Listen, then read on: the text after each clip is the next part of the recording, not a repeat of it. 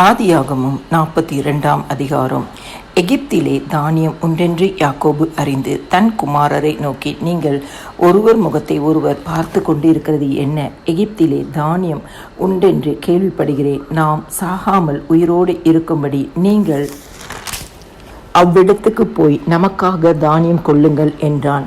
யோசேப்பின் சகோதரர் 10 பேர் தானியம் கொள்ள எகிப்துக்கு போனார்கள். யோசேப்பின் தம்பியாகிய பென்யமினுக்கு ஏதோ மோசம் வரும் என்று சொல்லி யாக்கோபு அவனை அவன் சகோதரரோடே அனுப்பவில்லை. கானான் தேசத்திலே பஞ்சம் உண்டாயிருந்தபடியால் தானியம் கொள்ள போகிறவர்களுடனே கூட இஸ்ரவேலின் குமாரரும் போனார்கள்.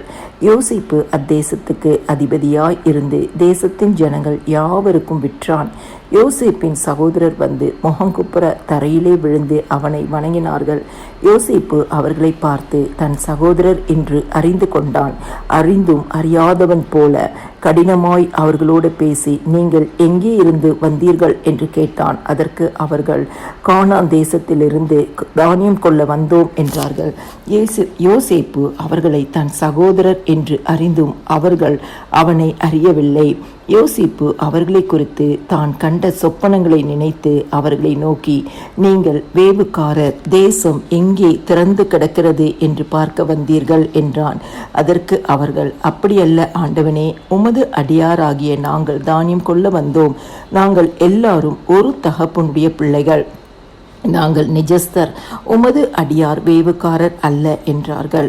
அதற்கு அவன், அப்படியல்ல, தேசம் எங்கே திறந்து கிடக்கிறது என்று பார்க்கவே வந்தீர்கள் என்றான். அப்பொழுது அவர்கள், உமது அடியாராகிய நாங்கள் 12 சகோதரர், கானான் தேசத்தில் இருக்கிற ஒரு தகப்பன் புத்திரர்.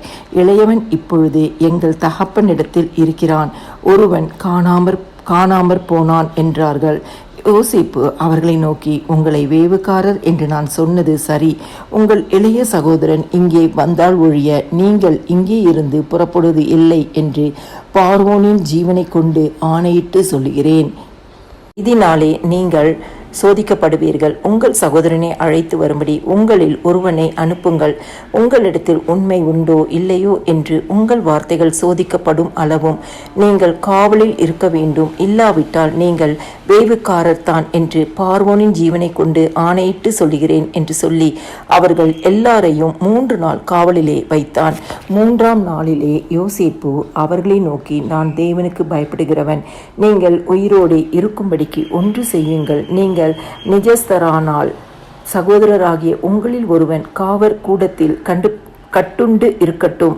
மற்றவர்கள் புறப்பட்டு பஞ்சத்தினால் வருந்துகிற உங்கள் குடும்பத்துக்கு தானியம் கொண்டு போய் கொடுத்து உங்கள் இளைய சகோதரனை என்னிடத்துக்கு அழைத்து கொண்டு வாருங்கள். அப்பொழுது உங்கள் வார்த்தைகள் மெய்யென்று விளங்கும், நீங்கள் சாவதில்லை என்றான். அவர்கள் அப்படி செய்கிறதற்கு இசைந்து, நம்முடைய சகோதரனுக்கு நாம் செய்த துரோகம் நம்மேல் சுமந்தது. அவன் நம்மை கெஞ்சி வேண்டிக் கொண்டபோது அவனுடைய மன வியாகுலத்தை நாம் கண்டும் அவனுக்கு செவி கொடாமற் போனோமே. ஆகையால் இந்த ஆபத்து நமக்கு நேரிட்டது என்று ஒருவரை ஒருவர் பார்த்து சொல்லி கொண்டார்கள். அப்பொழுது ரூபன் அவர்களை பார்த்து, இளைஞனுக்கு விரோதமாக பாவம் செய்யாதிருங்கள் என்று நான் உங்களுக்கு சொல்லவில்லையா? நீங்கள் கேளாமல் போனீர்கள். இப்பொழுது இதோ அவன் இரத்தப்பழி நம்மிடத்தில் வாங்கப்படுகிறது என்றான். யோசேப்பு தூபாசியை கொண்டு அவர்களிடத்தில் பேசினபடியால் தாங்கள் சொன்னது அவனுக்கு தெரியும் என்று அறியாதிருந்தார்கள். அவன் அவர்களை விட்டு அப்புறம் போய் அழுது திரும்ப அவர்களிடத்தில் வந்து அவர்களோடு பேசி அவர்களில் சிமியோனை பிடித்து அவர்கள் கண்களுக்கு முன்பாக கட்டுவித்தான். பின்பு அவர்கள் சாக்குகளை தானியத்தால் நிரப்பவும் அவர்கள் பணத்தை திரும்ப அவனவன் சாக்கிலே போடவும் வழிக்கு வேண்டிய ஆகாரத்தை கொடுக்கவும் யோசேப்பு கட்டளையிட்டான். அப்படியே அவர்களுக்கு செய்யப்பட்டது. அவர்கள் அந்த தானியத்தை தங்கள் கழுதைகள் மேல் ஏற்றிக்கொண்டு அவ்விடம் விட்டு புறப்பட்டு போனார்கள்.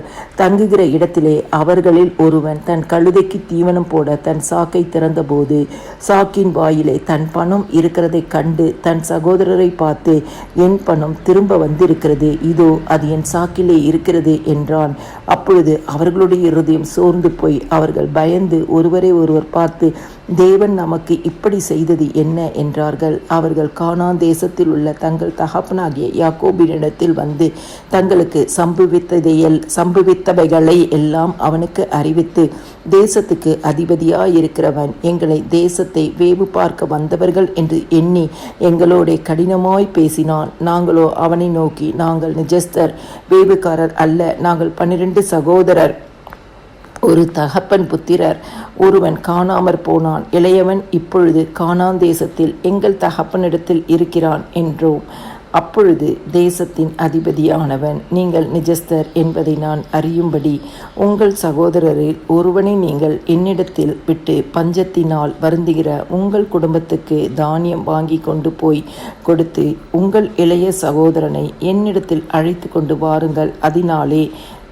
அதனாலே நீங்கள் வேவுக்காரர் அல்ல, நிஜஸ்தர் என்பதை நான் அறிந்து கொண்டு உங்கள் சகோதரனை விடுதலை செய்வேன். நீங்கள் இந்த தேசத்திலே வியாபாரமும் பண்ணலாம் என்றான் என்று சொன்னார்கள். அவர்கள் தங்கள் சாக்குகளில் உள்ள தானியத்தை கொட்டுகையில், இதோ அவனவன் சாக்கிலே அவனவன் பணமுடிப்பு இருந்தது. அந்த பணமுடிப்புகளை அவர்களும் அவர்கள் தகப்பனும் கண்டு பயந்தார்கள். அவர்கள் தகப்பனாகிய யாக்கோபு அவர்கள் நோக்கி, என்னை பிள்ளை அற்றவனாக்குகிறீர்கள். யோசேப்பும் இல்லை, சிமியோனும் இல்லை, பென்யமீனும் கொண்டு போக பார்க்கிறீர்கள். இதெல்லாம் எனக்கு விரோதமாய் நேரிடுகிறது என்றான். அப்பொழுது ரூபன் தன் தகப்பனை பார்த்து, அவனை என் கையில் ஒப்புவியும், நான் அவனை திரும்ப உம்மிடத்தில் கொண்டு வருவேன். அவனை கொண்டு வராவிட்டால் என் 2 குமாரரையும் கொன்று போடும் என்று சொன்னான். அதற்கு அவன், என் மகன் உங்களோட கூட போவதில்லை. அவன் தமையன் இறந்து போனான், இவன் ஒருவன் மீதியாயிருக்கிறான். நீங்கள் போகும் வழியில் இவனுக்கு மோசம் நேரிட்டால் நீங்கள் என் நரைமயிரை சஞ்சலத்தோடே பாதாளத்தில் இறங்க பண்ணுவீர்கள் என்றான்.